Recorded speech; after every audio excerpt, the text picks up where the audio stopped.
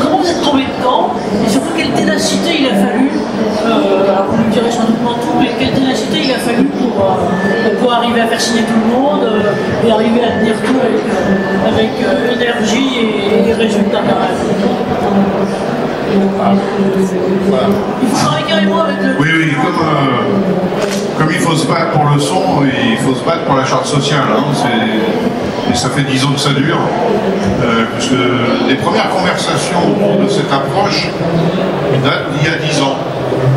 Vous l'avez rappelé, Anne-Marie, notamment avec Bernard Lapassé, malheureusement, qui n'a pu être témoin du résultat. Et c'est vraiment un gros regret. Il a été une cheville ouvrière aussi dans cette approche. Et c'est vraiment très regrettable, sa disparition bien évidemment, mais qu'il n'ait pas pu lui-même de visu constater les résultats de sa contribution. Oui, ça fait 10 ans qu'on a eu cette approche audacieuse, d'aucuns diront utopique peut-être, mais l'ambition syndicale c'est aussi fait parfois d'utopie, hein, et qui veut améliorer le monde, essaye de porter parfois des utopies, et puis au fur et à mesure de différentes batailles, là, on s'aperçoit que l'utopie devient peut-être accessible ou se construit au fur et à mesure, et aujourd'hui on en est à apprécier plutôt des résultats de ce qui était il y a 10 ans effectivement une utopie, à savoir si la France organise des Jeux Olympiques, on se doit, parce qu'on est la France, et Cyril est bien placé pour le savoir, sur le plan social notamment, la France c'est pas n'importe quel pays à l'échelle des nations. Ça reste, malgré toutes les insuffisances, toutes les polémiques qui peuvent exister sur la législation sociale française, il demeure que dans la comparaison internationale, nous sommes un des pays où protection sociale, liberté syndicale, en tout cas en droit, sans cesse se battre pour que ce droit soit respecté, mais ça c'est un lot commun. Règles du travail en termes d'horaire, de rémunération, bref, convention collective. Donc dans la comparaison internationale, on tient le rang. Or, dans l'histoire des Jeux Olympiques, il est un fait que beaucoup de pays, beaucoup de capitales qui ont organisé les Jeux par le passé n'avaient pas forcément un souvenir très positif une fois les Jeux s'étant déroulés. Ce qui fait qu'au fil du temps d'ailleurs, il y avait de moins en moins de pays, voire de villes, candidates pour organiser les Jeux Olympiques. Ça a été un objet critique, et peut-être que vous vous en souvenez, mais entre le moment du lancement de la compétition entre villes se portant candidates pour 2024 et l'arrivée, il y a beaucoup de pays qui, au fil du parcours, se sont désistés parce que soit leur population n'en voulait pas, les conditions n'étaient pas réunies. Bref, à l'arrivée, il n'y avait plus que 2 villes candidates. Et ce qui a abouti à ce que Paris hérite de 2024 et Los Angeles de 2028. Le CIO a mis fin à une compétition où il n'y avait plus beaucoup de coureurs derrière la ligne de départ. Donc ça a simplifié l'exercice. Et donc, pour en revenir à cette idée, si Paris, la France, doit organiser les Jeux Olympiques, nous devons tenir notre rang sur le standard social qui est le nôtre, et le mouvement syndical va même plus loin. Au contraire, on va faire une démonstration au monde entier que ce n'est pas incompatible d'avoir des grands événements de ce type.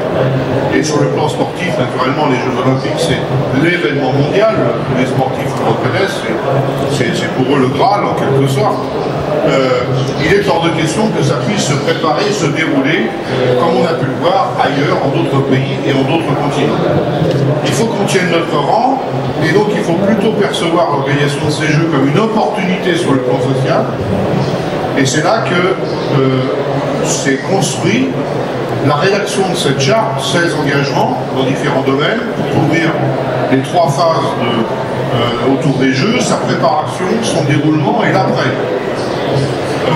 Touchant aux questions d'emploi, de sécurité au travail, ce qui nous préoccupe naturellement aujourd'hui. Et je crois, avec un petit peu de recul, quelques mois de recul, que ces engagements ont contribué à la réussite des Jeux en France. On ne le remarque pas souvent, les Jeux Olympiques, c'est aussi le produit du travail de dizaines de milliers de travailleurs pendant plusieurs années dans différents métiers, très nombreux. On estime à près de 200 000, ça reste des estimations, le nombre de salariés qu'il a fallu pour préparer et organiser les Jeux. C'est une fourchette, sans compter sans doute des emplois encore plus indirects qui ont été impactés. Donc c'était quelque chose de considérable à organiser. Et donc cette charte, qui n'avait pas de statut juridique contraignant au départ, c'est une initiative des syndicats français, rejointe par les organisations patronales et approuvée une fois que Paris est retenu par le comité d'organisation d'une part et la Solidéo, l'établissement en charge des travaux, des infrastructures d'autre part. Mais après, il faut la mettre en œuvre. Et dès lors que ce n'est pas un texte juridiquement contraignant, dans un premier temps, il faut persuader, il faut essayer de créer l'environnement politique qui amène tout le monde à s'aligner sur cette démarche, qui devient une démarche de la France, quelque part. Mais là, vous avez un écho qui peut être variable d'une entreprise à une autre, d'une région à une autre, d'un secteur professionnel à un autre. Et donc, il a fallu faire œuvre de persuasion, je dirais, pour essayer d'embarquer le maximum d'acteurs, notamment des acteurs économiques. Les élus locaux, en général, étaient très convaincus. Ils avaient eux-mêmes, et notamment dans des territoires qui attendaient beaucoup des Jeux, je pense à la Seine-Saint-Denis, des élus locaux qui nous ont accompagnés aussi à leur manière pour faire en sorte que les objectifs soient atteints. Alors, je cite juste quelques objectifs. En termes d'emploi, on souhaitait par exemple que les emplois créés à l'occasion des Jeux puissent bénéficier en partie à des gens en recherche d'emploi depuis longtemps, à des chômeurs. Et là, pour la partie travaux, je m'en tiens à la partie Solidéo, donc les travaux, l'objectif assigné n'était que 10%. Il y a eu 30 millions d'heures de travail au final. 10% des heures de travail soient réservées à des personnels au chômage. L'objectif a été dépassé puisque c'est plus de 4200 chômeurs qui ont été recrutés en insertion. Et cette année, on est en train de suivre le plus en détail possible pour apprécier la part de ceux qui n'auront pas été recrutés uniquement pour l'occasion de l'événement, mais qui, comme on le souhaitait au départ, et plus du fait des Jeux, avoir un tremplin sur une carrière professionnelle. Là, on est en train de suivre, avec les différents services de l'État, des préfectures, quelle est la part de ceux qui auront vraiment eu une opportunité à l'occasion des recrutements liés aux Jeux Olympiques. Cyril a évoqué la diffusion de l'impact des Jeux sur l'ensemble du tissu économique. Une de nos orientations, c'était, décidément, je vais la laisser sur la table, c'est les lunettes, parce que ce sera plus simple.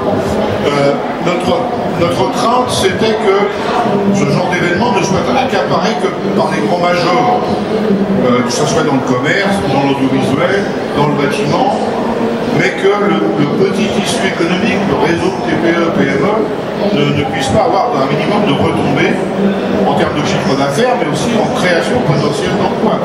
Si c'est la PME qui a le marché, forcément, elle est susceptible de recruter pour honorer son marché. Et là, c'était 25% des marchés qui étaient réservés au tissu PME-TPE.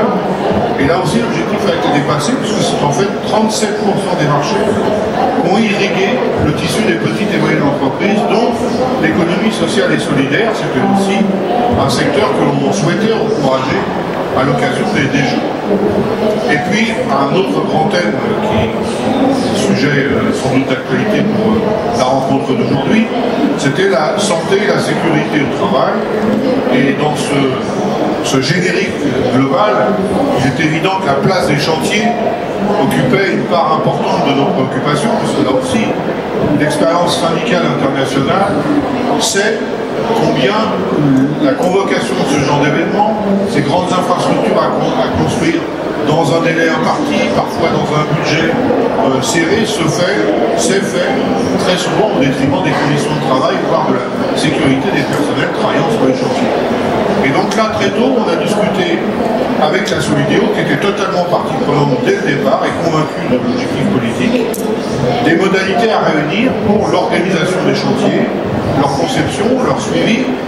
C'est vrai que la tâche a été un peu facilitée dans la mesure où le mandat de la Solidéo, l'établissement public, créé pour l'occasion, établissement éphémère, quelque part, avait en charge la supervision de l'ensemble des opérations, quels que soient les opérateurs privés qui avaient décroché les marchés. Donc ça nous a permis une certaine coordination d'ensemble sur 70 chantiers, 30 000 personnes qui ont travaillé pendant 4 ans, mais venant d'entreprises très différentes, au profil, au parcours, aux expériences, aux pratiques professionnelles en matière de sécurité très différentes. Et ça nous a quand même permis d'harmoniser d'une certaine manière une approche qui a été faite de prévention, très important, identifier les risques avant d'être sur le terrain, donc une énorme phase d'anticipation sur les risques prévisibles, autant qu'on puisse les identifier. L'information, il y a eu beaucoup d'informations, y compris en transversal, entre entreprises, sur l'organisation même du chantier. Il y a des réunions multiples pour coordonner les différents acteurs. La formation des personnels, la Solideo a eu des actions tout à fait originales en matière de formation, notamment à l'égard de personnels issus, notamment de petites entreprises qui n'ont pas une formation très poussée en matière de sécurité au travail. La Solideo a pris sur ses moyens pour former les gens, les ouvriers à la sécurité avant qu'ils ne commencent à travailler. Ce qui est relativement rare. C'est très exemplaire. Oui, c'est tout à fait. Très novatrice, très unique pour l'instant. En matière, enfin le droit aujourd'hui, je le résume au risque de schématiser un peu, mais c'est l'employeur qui est responsable de la sécurité de son personnel. Peu importe ce qui se passe à côté, le voisin. Sauf que sur un chantier aussi complexe, ce que fait le voisin au plan professionnel peut avoir une incidence sur la sécurité sur l'ensemble de la chaîne. 40 grues sur le chantier du village des athlètes, par exemple, si vous n'avez pas un minimum de coordination, voire un maximum de coordination, vous risquez le pépin tous les moments. Donc l'information, et puis le contrôle. Alors le contrôle par les moyens propres, internes de la Solideo, c'est là que la Solideo a reconnu aussi un rôle des différents acteurs, notamment des acteurs syndicaux.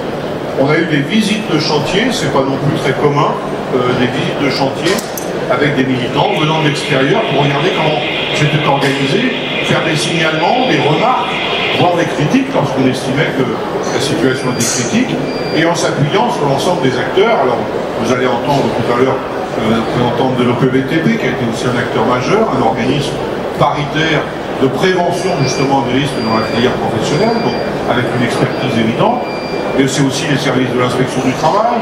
On a eu en moyenne un inspecteur du travail chaque jour sur l'un des chantiers JO. C'est une moyenne, un taux de présence des inspecteurs du travail bien supérieur à la moyenne au quotidien pour les entreprises. Et tout ça a concouru à avoir un bilan en matière d'accidentologie tout à fait présentable. On ne va pas dire exemplaire parce qu'il y a toujours mieux à faire. On a eu des accidents de travail, il y en a eu 180. Et c'est comme on le répète systématiquement, c'est effectivement 182 trous contre 31 graves. Pas d'accident mortel.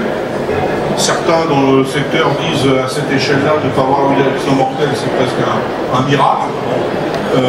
Non, je crois que c'est surtout la conséquence de tout à la fois un état d'esprit, une volonté politique et surtout des mesures très concrètes de prise pour anticiper et éviter de s'appuyer sur l'ensemble des acteurs pour éviter les sources d'accidents du travail.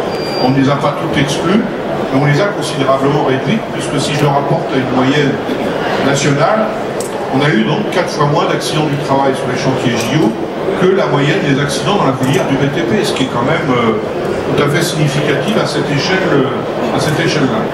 Donc bilan globalement positif, si vous me permettez l'expression.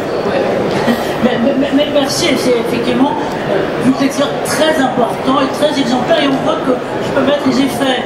C'est bien sûr les effets qu'on va voir là maintenant sur chacun des chantiers, mais c'est aussi des effets, je veux dire, dans les mentalités. Moi j'étais très ravi par exemple vendredi en vous écoutant, aussi notre cher ministre du Travail, de dire deux choses, c'est-à-dire que globalement on est en train de passer, que ça soit légalement, ça ne va pas tarder, mais il faudra un certain temps, de la responsabilité de l'employeur à celle du donneur d'ordre, puis avec le rappel aussi que chacun est responsable de sa santé, mais aussi de la santé des autres, et c'est aussi un article du Code du travail. Donc, on va vous remercier.